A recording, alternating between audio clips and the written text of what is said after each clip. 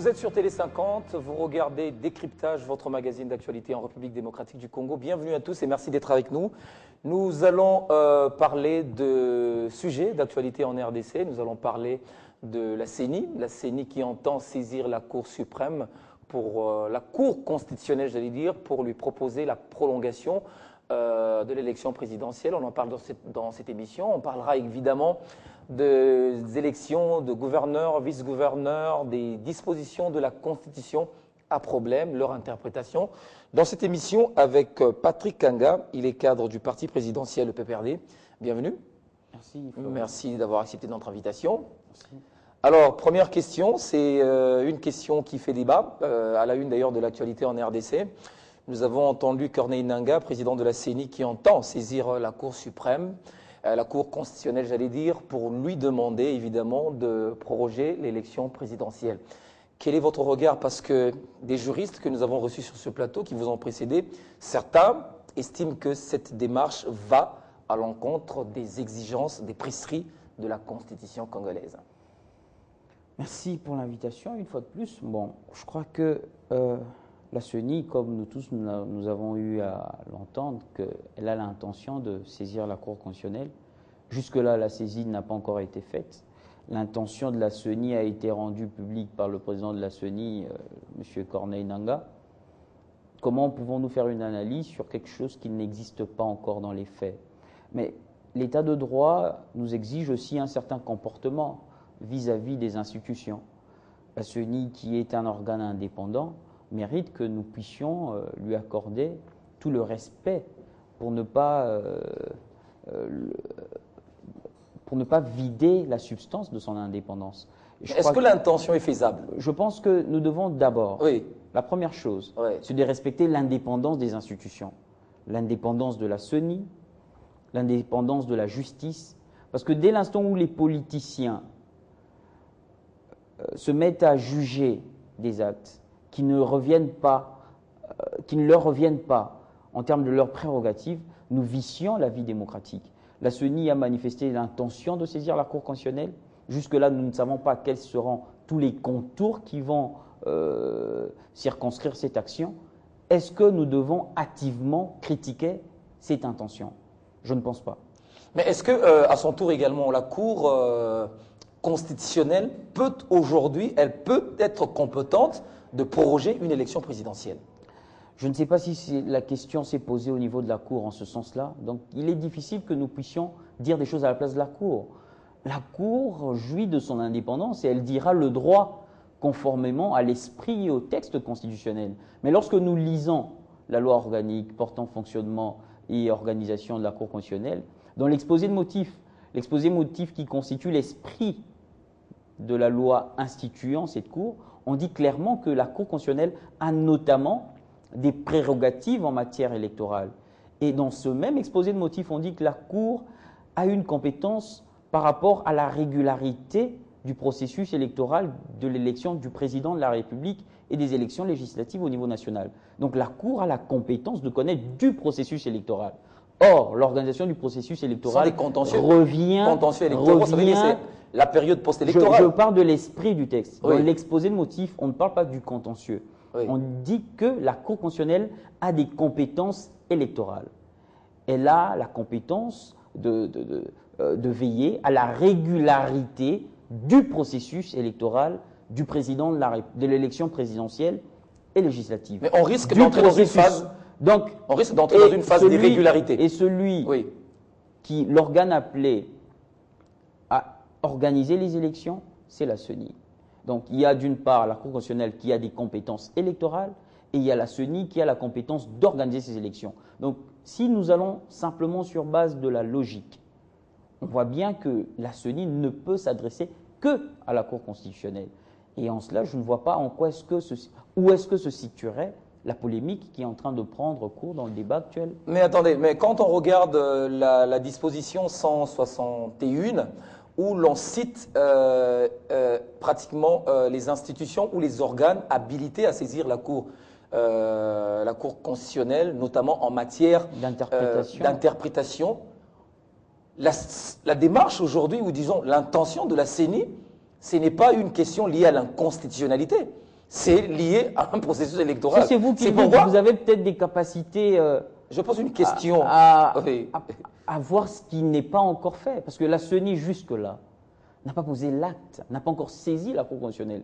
On ne sait pas dire à cet instant si c'est pour l'exception d'inconstitutionnalité ou c'est pour interpréter tel ou tel autre acte relatif au prescrit constitutionnel. Donc à ce moment, nous ne pouvons pas dire pour quelle matière la CENI saisirait la Cour constitutionnelle. La matière, c'est la prolongation de l'élection. L'intention est impossible à circonscrire juridiquement. Nous ne pouvons pas circonscrire juridiquement une intention. On circonscrit l'acte. Et jusque-là, l'acte n'a pas été posé. Donc le débat qui se fait aujourd'hui est un débat hâtif. Les politiciens nous mènent vers un juridisme politicien où ils veulent maquiller le droit au regard de leurs intérêts. Mais laissons la Cour, qui, elle, est des partis, des pesanteurs politiciennes, dire le droit, conformément au texte et à l'esprit de la Constitution. Voilà. J'aimerais quand même revenir également à une question fondamentale, mais cette question continue à être posée sur la place publique, les dispositions de la Constitution actuelle.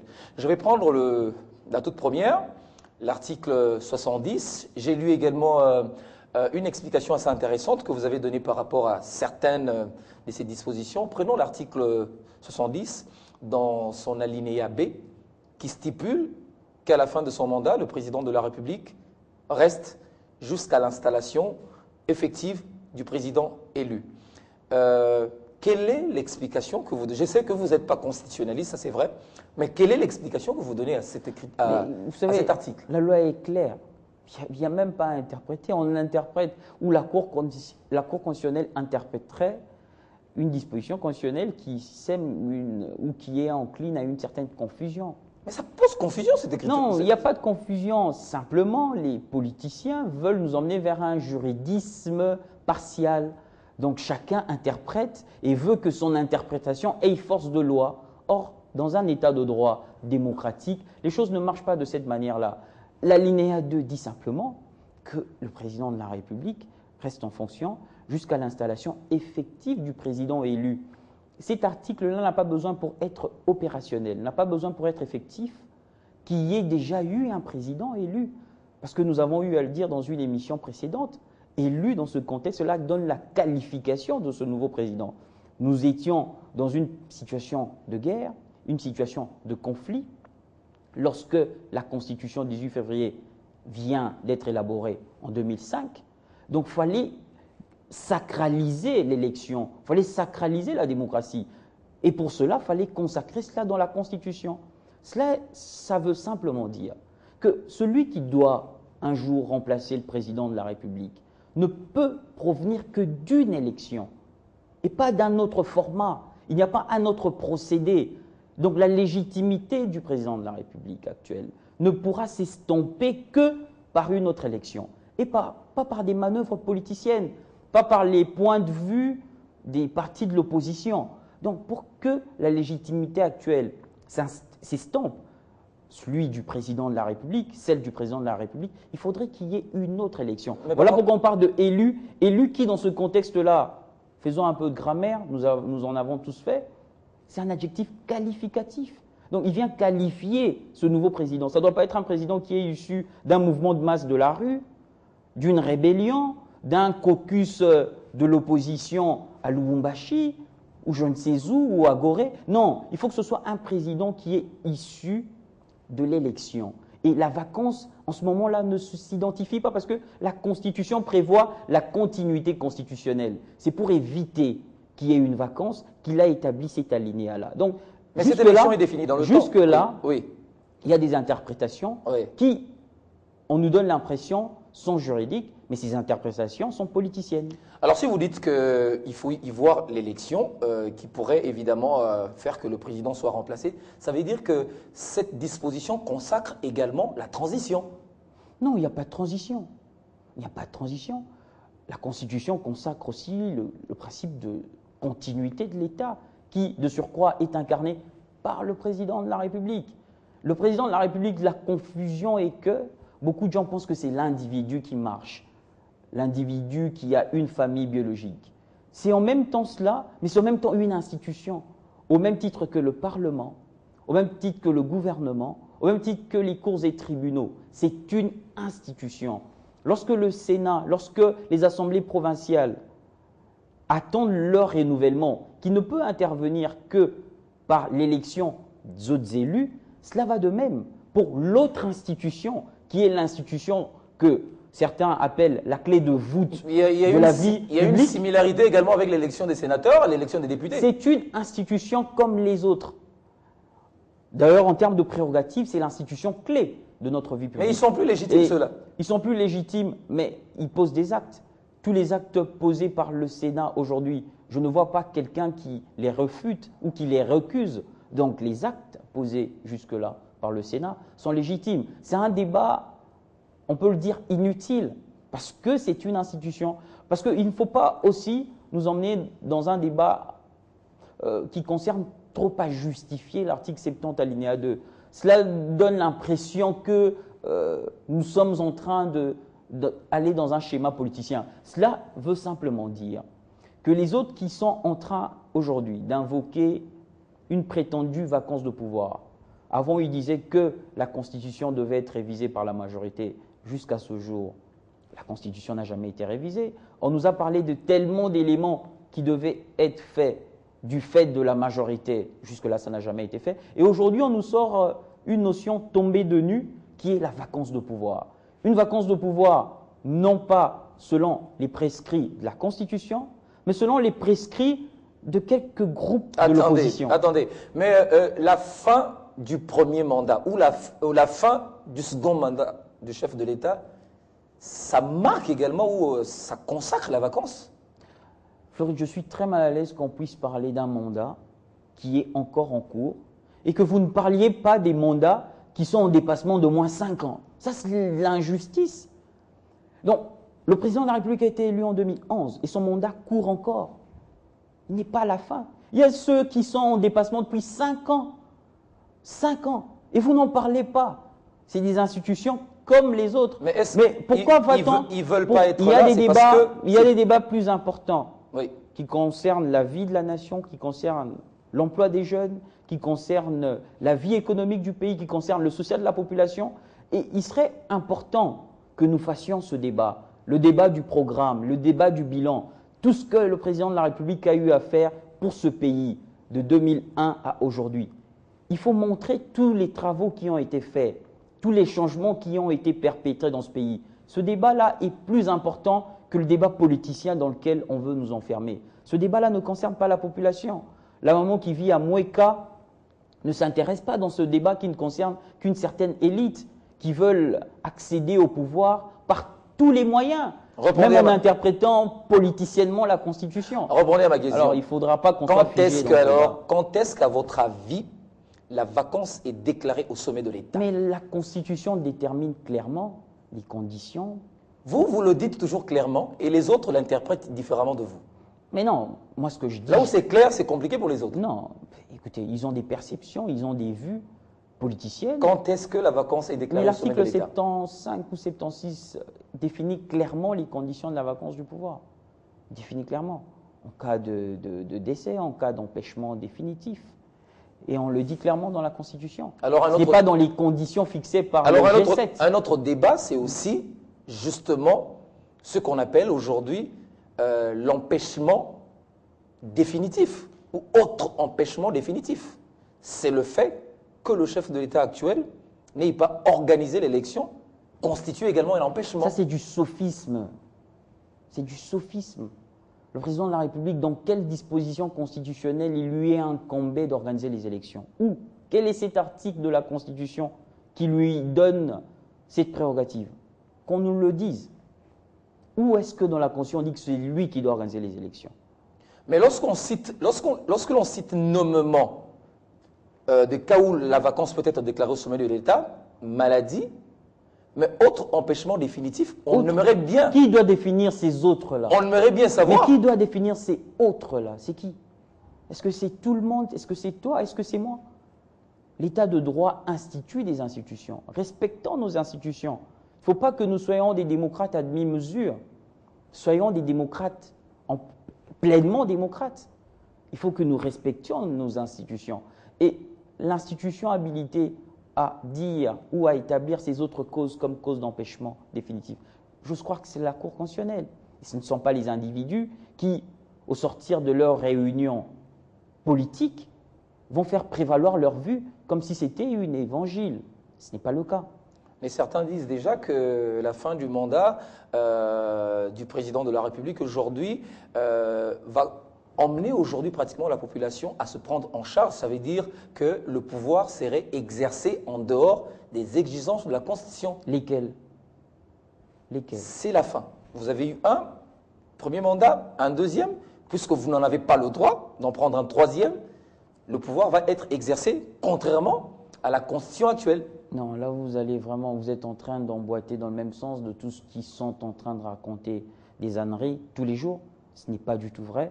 Et je crois qu'il ne faudrait pas emmener la majorité et le parti au pouvoir à s'exprimer comme si la responsabilité de l'organisation des élections nous incombait et que nous n'avons pas voulu organiser les élections. C'est insinuateur que de faire le débat dans ce sens. L'organisation des élections relève de la compétence exclusive de la CENI. La CENI dans laquelle il y a l'opposition, la majorité, la société civile. L'opposition a demandé à l'époque que nous puissions réviser le fichier électoral. L'opposition a demandé que nous puissions inclure les nouveaux majeurs. L'opposition a demandé un calendrier électoral. Partiel, lorsque c'est sorti, elle n'a pas accepté. Elle a voulu un calendrier global. Global, elle n'a pas accepté. On a déposé le projet de loi électorale où il était inclus dans l'article 8 alinéa 3 qu'il fallait un recensement pour actualiser le fichier. Et ça n'a jamais été la condition pour l'organisation des élections. Cela encore, c'était une fausseté. C'était encore l'intoxication. Ils ont fait tout ce qu'ils ont fait pour qu'il n'y ait pas le vote de cet alinéa. Aujourd'hui, la vérité comme elle est têtue, elle nous rattrape. On n'a pas pu enrôler les nouveaux majeurs. Maintenant, lorsque nous sommes bloqués aujourd'hui, à qui est-ce que vous donnez cette faute? Pourquoi vous n'établissez pas les faits tels que les faits se présentent? Parce que jusque-là, si nous ne sommes pas, le processus électoral ne suit pas son cours normal. L'opposition porte la plus grande responsabilité. Non, mais la responsabilité est partagée, puisque quand vous évoquez aussi le problème des différents calendriers qui ont été refusés au niveau de la majorité. Il n'y a pas que le problème du calendrier, il y a plusieurs oui, vous avez évoqué notamment les calendriers, mais il y avait aussi un problème des finances. Ça veut dire que le gouvernement qui gère n'a pas pu donner assez de moyens à la CENI pour l'organisation. Le gouvernement allait financer quel calendrier? Parce qu'il faut financer un processus qui est circonscrit dans un calendrier. Le gouvernement ne finance pas le vide. Dès l'instant où la CENI n'a jamais disposé d'un calendrier qui a requis le consensus des acteurs politiques, comment est-ce que nous aurions pu continuer avec un tel processus électoral? Comment est-ce que la CENI aurait pu continuer de travailler dès l'instant où il n'a jamais pu requérir le consensus des acteurs politiques? Donc vous voyez là que l'opposition veut aller au pouvoir, veut accéder au pouvoir, mais pas par l'élection. Ils veulent accéder au pouvoir par d'autres mouvements. Et voilà pourquoi ils ne tarissent pas d'invention, même maintenant juridique, pour donner l'impression qu'ils accéderaient au pouvoir par des mécanismes tout autres. Nous voulons des élections. Nous avons l'habitude des élections, et ce, depuis 2006. On a l'habitude des élections. Le président de la République a un programme que la population connaît. Le pays aujourd'hui n'est pas un paradis, mais nous venons de quelque part. Il y a tellement d'efforts qui se sont faits et la population qui a acquis une certaine maturité aujourd'hui sait voir les évolutions qu'il y a eu de 2000 à aujourd'hui. Et les évolutions ne sont pas pour que ça s'arrête demain. Il faut continuer et il faut travailler. Les autres n'ont pas de programme. Ça pourrait continuer avec quelqu'un d'autre aussi. C'est le choix du peuple. C'est ça l'alternance. C'est ça vous savez, la démocratie, c'est d'abord le peuple qui décide. Obama ne partira pas pour autant il est mauvais. Il va partir parce que son temps est arrivé. Jefferson est resté là pendant 4 mandats. C'est pas parce qu'il était le plus bon. Mais revenons quand même avec les 16 mois fournis aujourd'hui par la Commission électorale nationale indépendante pour la révision du fichier électoral. Mais quand on regarde un peu les expériences passées, on a eu 4 ou 5 mois pour le faire. Les expériences passées ne peuvent pas être prises en exemple. Parce que les élections de 2011 sont les élections qui ont été les plus décriées par la classe politique. Même le président de la République a reconnu que c'était des élections entachées d'irrégularité. Toutes les personnes ayant pris part à cette élection ont décrié le processus électoral de 2011. Mais ce n'était pas pour les 5 mois. C'était pas pour les 5 mois, oui. Et l'une des raisons qui ait fait que ces élections soient des élections décriées, c'est parce que ces élections ont été organisées à la va-vite. Parce qu'il y avait un fixisme juridique, il fallait respecter les délais à tout prix, et on a dit qu'on fasse des élections vaille que vaille. Organisons-les de n'importe quelle manière, l'essentiel que nous fassions ces élections. Et nous avons vu ce qu'a été la suite de ces élections. Est-ce que dans une société composée des intellectuels, autant dans l'opposition que dans la majorité, nous ne pouvons pas apprendre de nos erreurs?